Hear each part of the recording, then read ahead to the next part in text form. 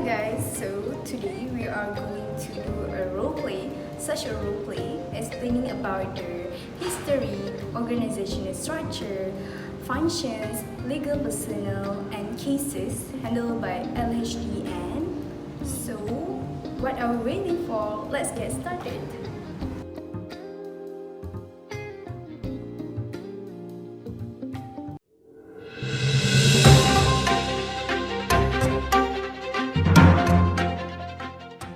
Assalamualaikum warahmatullahi wabarakatuh. We're back in at the ITL news for hot and viral issues occurring in Malaysia.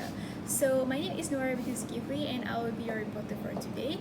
So as we all know that today marks the 72th anniversary of Inland Revenue Boards of Malaysia, which is the Lhdn. So as we all know that Lhdn has played such a big role and contributed a lot to our country. So today we have invited the Director of Legal Department, Sir Abu Tariq bin Jamaluddin, to give a little bit information to us about Lhdn. Assalamualaikum, Sir Abu Tariq, how are you? Waalaikumsalam. Alhamdulillah, I'm fine. Thank you for inviting me. Okay. Okay, without further delay, we will proceed with the question we have prepared for you. So, could you please tell us a little bit about how Lhdn was established, the history of it? So, I will tell you a little bit about the history of Lhdn.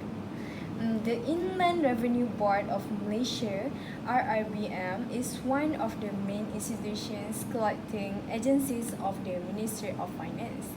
IRBM was established in accordance with the Inland Revenue Board of Malaysia Act 1995 to give more autonomy, especially in financial and personnel management, as well as to improve the quality and effectiveness of tax administration.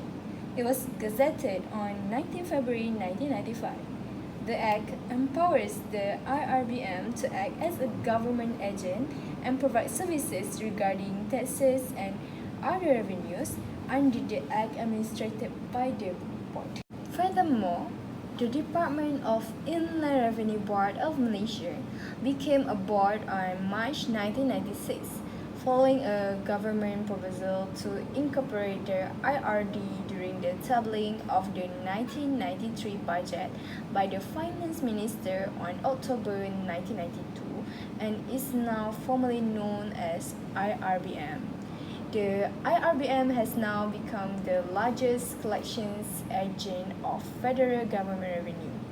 The development of the IRBM is continuing, keeping pace with economic growth and national development. The Income Tax Office became known as the Income Tax Department and was then renamed the Inland Revenue Department, which is IRD, in 1957. From 1948 until 1967, the post of Controller General was held by a foreigner. On 14 January 1967, Tan Sri Lim Leong Seng was appointed as the Director General of the IRD, the first local person appointed to that post.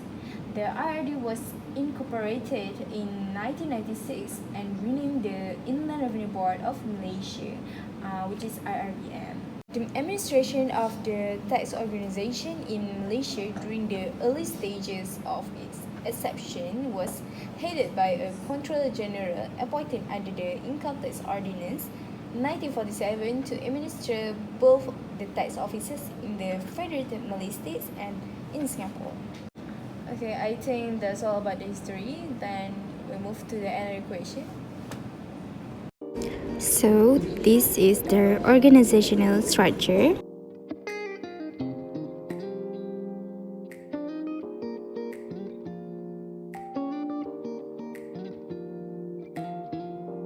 And this is the head of board members.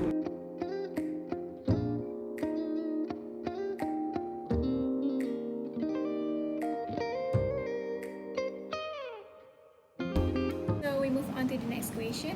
Could you please explain to us what exactly are the functions of Lhdn? Okay, the functions of Inland Revenue Boards of Malaysia. The first one is it is one of the sources of Malaysian taxation law. The second one is It is responsible for all policies relating to direct taxes and administer, which are income tax, petroleum income tax, real property tax, and stamp duty. The last one is may enter into such arrangements or agreements over such rights and liabilities with the government of Malaysia or any third party.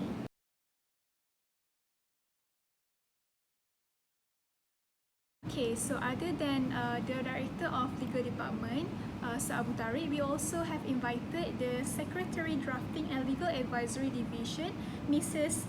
Idayu binti Ismail. Assalamualaikum, Mrs. Idayu. How are you? Waalaikumsalam. Alhamdulillah. Fine. Okay, so I heard that under Legal Department there are many legal personnel. So could you please explain to us a little bit about it? Thank you for inviting me. Okay, I will be explaining about the legal personnel under the legal department of Lhdn together with its job specification. Okay, the first legal department I will explain is dispute resolution division.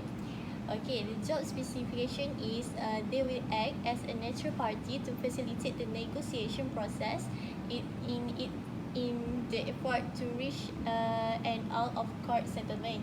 Second, they will give taxpayer opportunity to clarify reasons for the appeal or application for relief to an independent dispute resolution proceeding panel who was not involved in the raising of assessment. Okay, second, next we move to tax litigation department. Okay, here they will advise individual, businesses and government agencies on taxes, tax law, tax dispute and accounting matters. Next, they will help people resolve tax-related issues by filing appeal of tax court decision and acting as liaison with the Internal Revenue Service. They also provide advice on how to make the most of tax credit and save money. Okay, the last one is drafting and legal advisory division. Okay, here comprises providing legal assistance, organizing legal activities, completing them, creating legal documents, and advising the client or the organization on all the relevant legal issues. That's all about the job specification of legal department of Lhdn. Okay, thank you, Mrs. Dayu, for spending your precious time with us. Have a nice day. Okay, thank you too for coming here. Last questions before we move on to the next news. We are very curious about the cases that you have handled. So, could you please tell us a little bit about it? I've encountered many cases before, as I remembered. Salam. Today in Kota Kinabalu, the CEO of PIY Plantation was reported to be involved in a tax crime. Okay, now we'll be meeting the lawyer of Mr. Yap Paklan to explain about us a brief about the case. So, lawyer of Mr. Yap Paklan. Okay, hi everyone. Okay, so today I'll be representing my client who is Mr. Yap Pak Leong. Okay, so I'll be explaining about the cases. Okay, the issue discussed in these cases is whether the certain expenses incurred by the appellant, which is Mr. Yap Pak Leong, which are staff quarters, upkeep maid expenses, purchase of gadget and furniture are qualified to be deducted under section 33 subsection 1 in the income tax act 1967. Okay, in computing with the income of Sir Yap Pak Leong for the past 3 years, which is 2006, 2007 and 2008. The court involved in this case are Court of Appeal and High Court of Kota Kinabalu Sabah. Okay, so in this case, Sir Yap Pak Leong is the appellant, while KPHDN is the respondent. Okay, so the decision decided by the High Court. So the certain expenses which were the staff quarters and as what I've been mentioned before are not qualified for a deduction because as what has been prescribed in the Act, made are not considered as wholly and exclusively. So that's why the KPHDN imposed the penalty under section 113 subsection 2 to Mr. Yapat Leong. Thank you for taking your time and explaining to us about the case. So,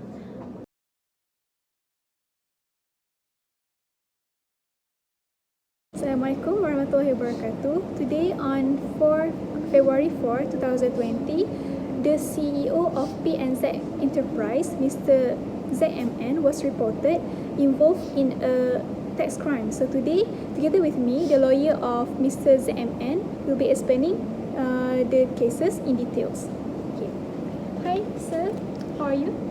good morning. I'm fine. So I will just explain brief facts about the cases. So basically, the appellant operates 2 petrol stations in the name of PNZ Enterprise, and there were several issues discovered during the audit findings of the year of assessment from 2012 until 2015. Okay, so the issues was whether the undeclared sales of the year of assessment 2010, 2011, 2012 and 2013 shall be deducted, shall be declared as an income under this under section 4 subsection A of the Income Tax Act 1967. And the second issue was that whether partnership exists between PNZ Enterprises in the year of assessment 2010 until 2013. And the third issue was that whether expenses like duit raya, bank of interest, permit for foreign workers, and such are deductible under section 33 subsection 1 of the Income Tax Act 1967. Okay, so Now I will just tell you about the court's decision about the case. So basically, the appellant failed to dispute the third-party documents produced by the respondent and failed to call any witnesses to do so. The undeclared sale should be treated under section 4 subsection A of Income Tax Act 1967. The appellant also no evidences. The appellant also failed to show any evidences that the evaporation rate that was produced by the respondent was incorrect. Next, partnership agreements does not only exist with agreements. Partnership does not merely exist with agreements. Contributions in the partnership are also vital. Appellant failed to submit Borang P and failed to show that there was any activities in the partnership accounts. And the fourth decision was that the appellant had failed to prove the expenses made by them. The expenses are not deductible under section 33 subsection 1 of Income Tax Act 1967. okay, so that's all from Yes, that's